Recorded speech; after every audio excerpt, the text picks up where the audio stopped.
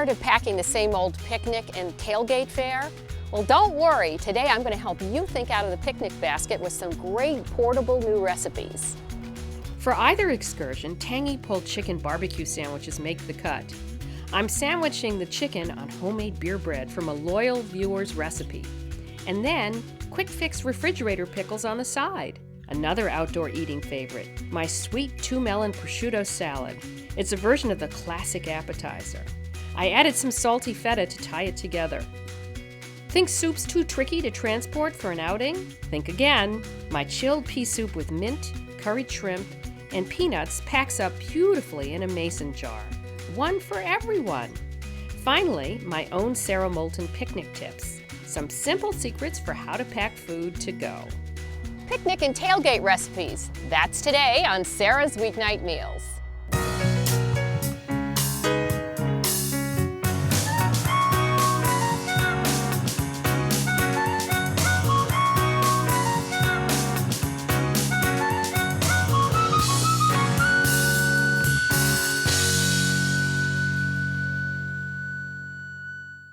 Funding provided by Subaru builds vehicles like the versatile Subaru Forester with symmetrical all-wheel drive and plenty of cargo room. A recipe made for whatever the day brings. Subaru, a proud sponsor of Sara's Weeknight Meals. Family-owned and Indiana-grown, Maple Leaf Farms is a proud sponsor of Sara's Weeknight Meals. Providing a variety of duck products for home kitchens, Maple Leaf Farms Duck helps inspire culinary adventures everywhere. Maple Leaf Farms. Ezra's Feta Cheese, family made for more than a century.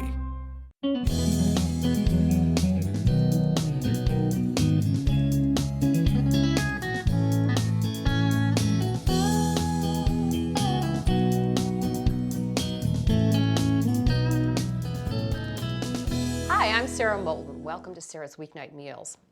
You know, for my first dish here, I'm going to take one of my favorite appetizers, which is melon and prosciutto, and blow it up into an entree salad, which you can pack up easily and take on a picnic. So let's start with the watermelon. How do you know a watermelon is ripe? First of all, melons have to have been picked ripe. There's nothing you can do to ripen them after they've been picked. But what you're looking for is this little yellow spot. What that means is that it spent enough time, actually that yellow spot would have been down.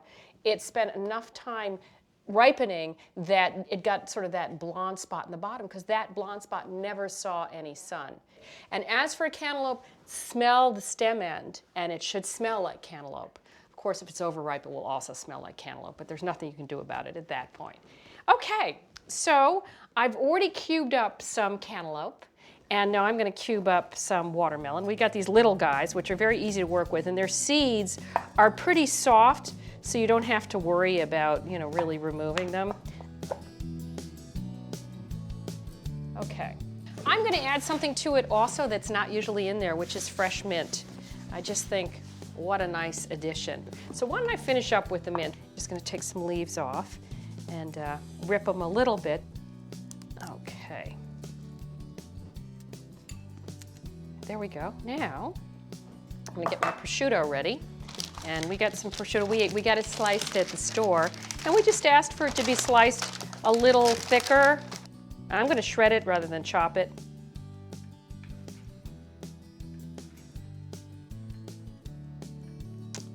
So there is our prosciutto. Now on to the feta. You can have all sorts of textures from very soft to rather hard and crumbly. The feta I'm working with today is in the rather soft category. This has been packed in brine like a lot of good fetas are. For a feta like this, I've got a secret trick. Don't be grossed out. I learned this about cutting cheesecake or goat cheese, and it works very well for feta, which is, floss, okay? So here's what we're gonna do with the floss. It's sort of fun too, really. You feel very powerful. I could do this all day long. This is a magic trick. So here's what I'm going to do. I'm going to start with the lighter colored melon. We're going to do a stripe of each, and everybody's going to get their own personal mason jar salad. So first, the cantaloupe. And then a sprinkling of mint. This is all going to become one when you eat it. Very pretty presentation. Okay, now our watermelon.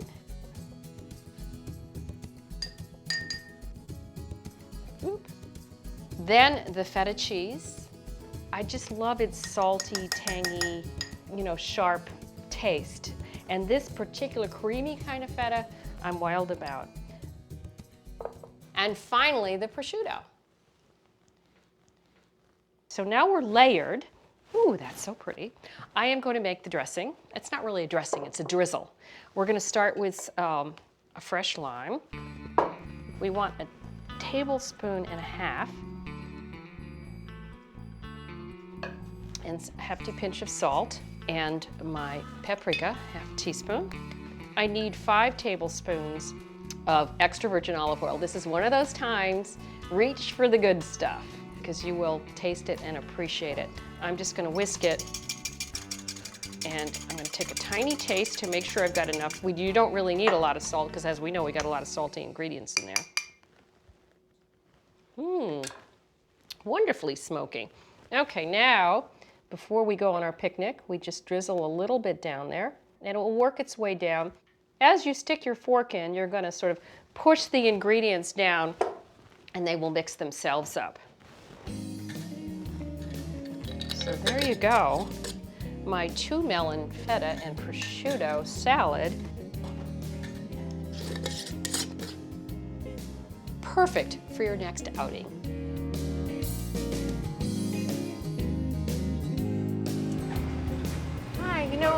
I think I'll get a half a pound of shrimp. Okay, half a pound of shrimp.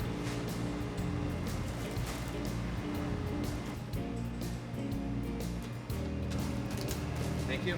Thank you.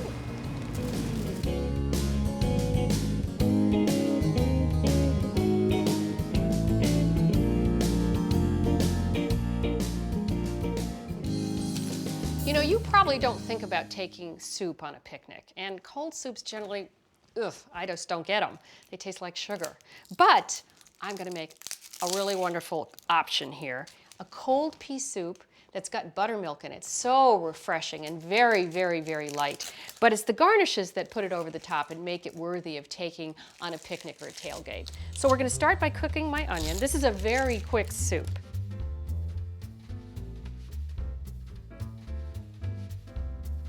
So here I have about a cup of onion. I'm going to add a tablespoon of vegetable oil into my saucepan here and get the onions in there. We're going to soften them. This only takes about 5 minutes to soften. I'm going to add a pinch of salt. You need to season as you go. There we are. And now I'm going to deal with my mint. We need about 2 tablespoons.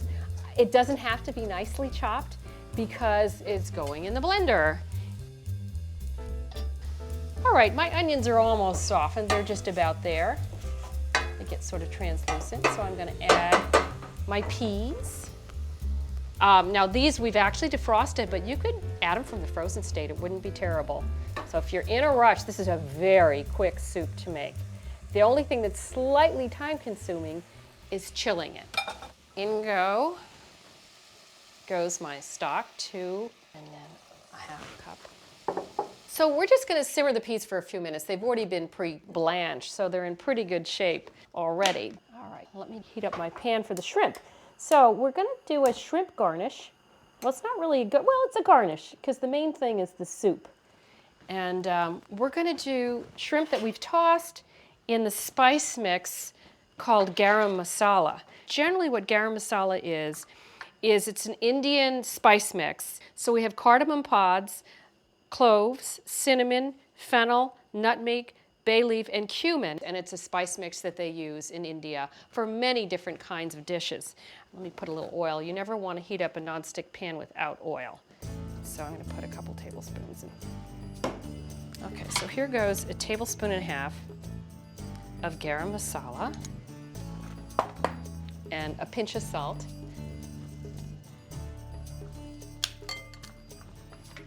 Just toss that up. And when our pan is good and hot, then we're going to add them.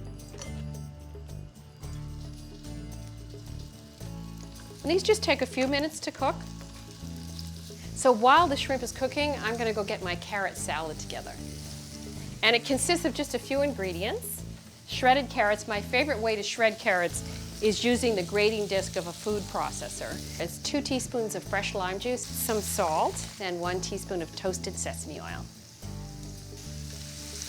There's our carrot salad. Boy, that was hard, wasn't it? Okay, so we've got that ready. We're gonna pack that up in just a minute. I think those shrimp are just about done too. Now, a few words about blending a hot soup. You want to blend it when it's hot because it blends better when it's hot. But, and I learned the hard way, if I filled this up even halfway and hit the button, what does heat do? It expands. It could knock off the lid and I could be wearing it. I learned that once the hard way when I was making dinner for my now future husband, and he was coming over. And just before he rang the doorbell, I hit the button with a hot soup. And I was not pretty, let's put it that way. So we're only gonna fill this about 1/3 of the way up. And I always put a towel over the top. So if anything should come out, I will not be wearing it.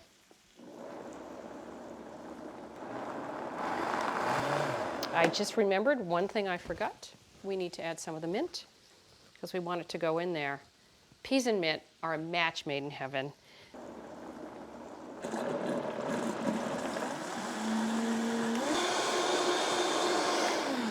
Okay, now we're going to strain this.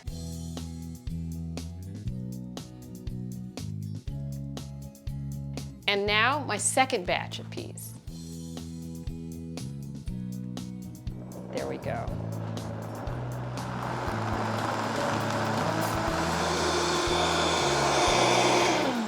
Done. That's beautiful looking pea soup. I've got a bowl already set up back here with some ice. Now I'm going to put some water in it because straight ice will not do the trick. So you want this to settle down in there and not come out over the edge. There you go. So what I'm going to do is just stir it, and it really chills very, very quickly. It'll take about 20 minutes total. Okay, so this is how we're going to pack up the garnishes, and this is why this is so much fun. I'm just going to put my little carrot salad. I've got some nice to-go ware here, and it's pretty when you put it in glass. Just looks nice. I can smell the sesame. Sesame's very nice with peas too. So there is our carrot salad ready to go, and then we're going to put our shrimp right into the second container we've got here. And the idea being that when you get there, everybody just helps themselves. You know, they have their soup and then they put some of the shrimp on top. I'm just going to put this all in here because there's some nice juice at the bottom that will keep the shrimp moist and tasty. And you pack these all up separately. You could make all the parts of this the day ahead of time. That would be absolutely fine. Okay, let me get out my buttermilk and see how cold my soup is getting. And to finish it off with, and oh, I almost forgot another very important garnish, which is toasted peanuts.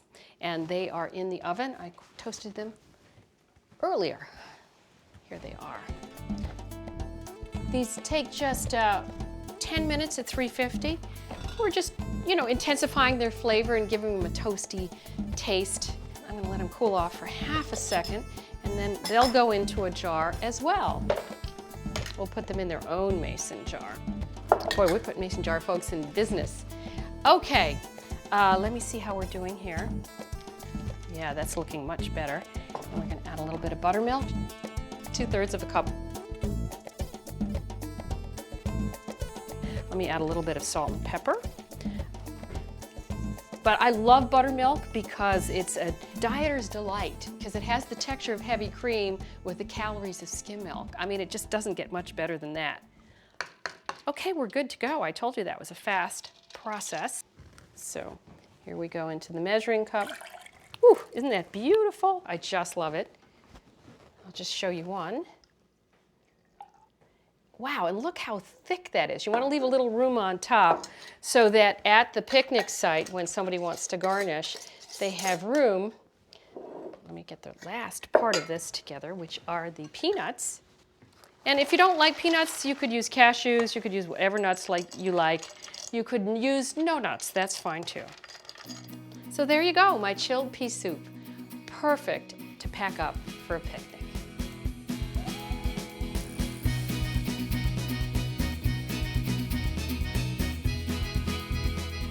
Hi. Hi, how you doing? Good. I'd like to get a rotisserie chicken. Sure.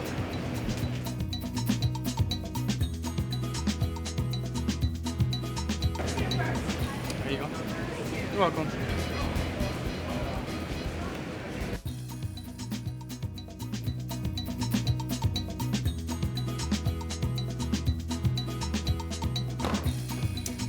I'm going to make my own version of a barbecued pulled meat sandwich, only I'm going to use chicken. Let's start with the bread. So we're not using any old bread. We're using homemade beer bread. And this recipe actually comes from a viewer. Her name is Debbie Bickford. And she sent in this recipe for beer bread. And until she sent it to me, I had no idea how enormously popular it was around the country. Apparently everybody makes beer bread except me. We start with a stick of butter. We put it into, this is what we're going to bake the bread in, this kind of casserole. Pop it in a 350 oven while you're heating it, preheating it, and the butter will melt. Then we're going to put the bread together over here. So we have 3 cups of all-purpose flour. If you wanted to, instead of all-purpose flour, all 3 cups, you could do half whole wheat or half white whole wheat, which is a great thing to do, and especially the white. The kids don't know that you're giving them something healthy. Or you could also substitute half the flour with cornmeal. I'm shaking this in so we're measuring it loosely. I don't think anybody should stick their measuring cup in there and just pack it in. Then you're getting more flour than you need. This is how I always measure. 3 tablespoons of sugar. 1 tablespoon of baking powder. And a teaspoon of table salt. And we're using table salt. I like to use that in breads and baking because it dissolves much better than kosher salt. Now we're just going to stir it up. And I'm going to grab my beer. Now what's interesting about the beer in this recipe is it acts as a leavener. It's sort of like baking soda. It's got all that carbonation. But it also provides flavor. Pick a beer that you like the taste of so that you can taste the beer of your favorite beer right in the bread. 1 12-ounce bottle goes in. Isn't this fun? It's so different. And it's sort of lumpy and thick, as you can see. But don't despair. It comes out lumpy. So let me go check on my butter. Oh yeah, it's melted. I'm going to pour off 6 tablespoons of butter and save the other 2 to coat the pan.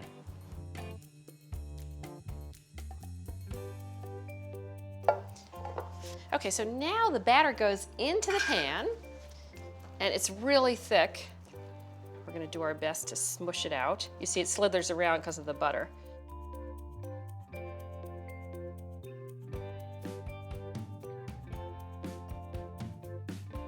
Okay, now we're going to pour, I'm sorry, it's not low-cal. You could use some nice lean country bread if you wanted to.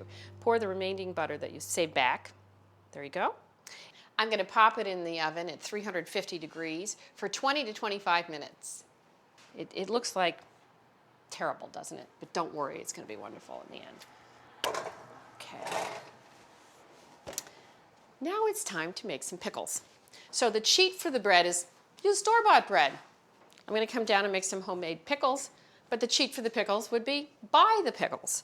But I'm not a pickler, I don't do that, but a quick pickle, meaning one you make and you eat that day or several days later, that's just fine with me. We're using the English cucumber. They say it's seedless, which is a joke. We all know it has seeds, but it does have seeds that are edible. They're so tender, and most of all, it has a very thin skin and a very sweet, lovely flavor. Now, I'm using the slicing device. It's a handheld mandolin. Be very careful when you get down towards the blade. Use the protector, or I use a towel sometimes. So we need about 1.25 cups. Okay, so let's say we have about 1.25 cups in there. We're going to take some fresh dill. Dill's perfect with cucumbers. Keep your dill, if you can, even in the fridge, in some water with the stems down, because it really wilts. Dill is one of those ones that just goes, almost immediately as soon as it's picked. We only need a tablespoon. I've got a little more than I need here. To me, it sort of tastes like grass with attitude. You know, it's sort of grassy. All right, 2 tablespoons of cider vinegar. And then a little bit of sugar in 1 second. Of course, a hefty pinch of salt. Pickles, are a little salty. 1.5 teaspoons of sugar. I'm not a huge fan of sugar in everything, but when you're making a pickle that has the acid in there, you really need the sugar to counterbalance it. You need to add a little pepper too. Now these pickles are ready to go. I'm going to add chicken that I shredded from a rotisserie chicken to my homemade barbecue sauce. You can use store-bought, that's another cheat. You could really make almost nothing here if you wanted to, but it's fun to make part of it. I just want to get this nice, you know how a pulled pork sandwich is always really goopy and sloppy, so I'm going to just make sure we have lots of sauce in here. So while I'm heating up the chicken, I'm going to make myself some homemade ginger ale. I've got my homemade ginger syrup. All I did was take some fresh ginger, chopped it up, add it with a little sugar and water, and simmered it till it looked like this. You can make a jar of this and just keep it in the fridge and use it all week long. Okay, time for soda.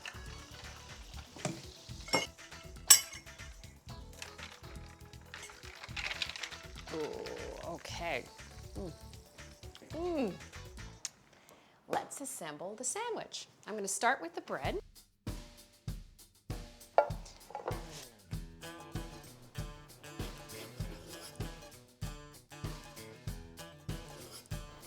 Make myself the perfect sandwich. First, we're going to put on some of our barbecue chicken. Be generous.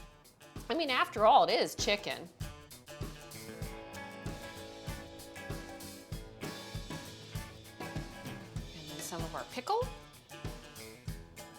Oh, wow. There you go. And I've got some coleslaw to serve with it. Some right on the plate. And you notice we didn't do a mayonnaise base. We kept nice and light. All right. Homemade beer bread really takes this sandwich over the top. And those quick cucumber pickles add a little crunch to my sweet pulled chicken barbecue sandwich.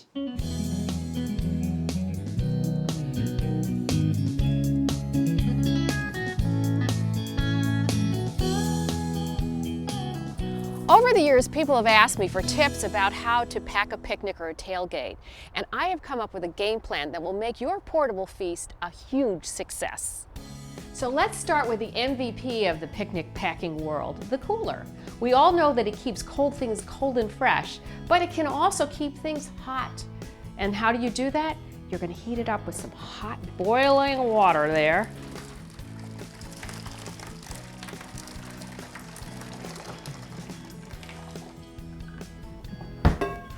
All right, we're going to let this steam for a bit, and then we're going to dump it out and wipe it out and line it with newspapers.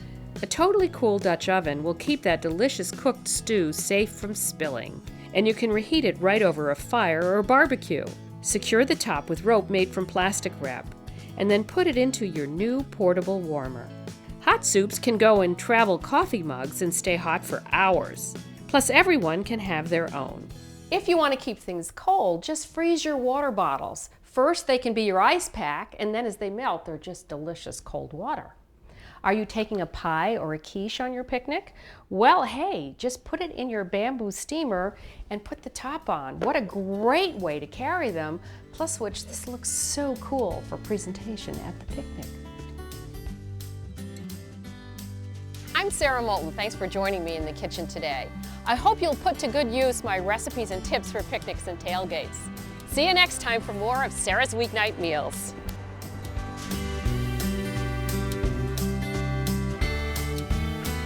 Sara's Weeknight Meals continues online. For recipes, helpful tips, messages, and lots more, visit us on the web at saramoulton.com/weeknight meals. Funding provided by Subaru builds vehicles like the versatile Subaru Forester with symmetrical all-wheel drive and plenty of cargo room. A recipe made for whatever the day brings. Subaru, a proud sponsor of Sara's Weeknight Meals. Family owned and Indiana grown, Maple Leaf Farms is a proud sponsor of Sara's Weeknight Meals. Providing a variety of duck products for home kitchens, Maple Leaf Farms Duck helps inspire culinary adventures everywhere. Maple Leaf Farms. Ezra's Feta cheese, family made for more than a century.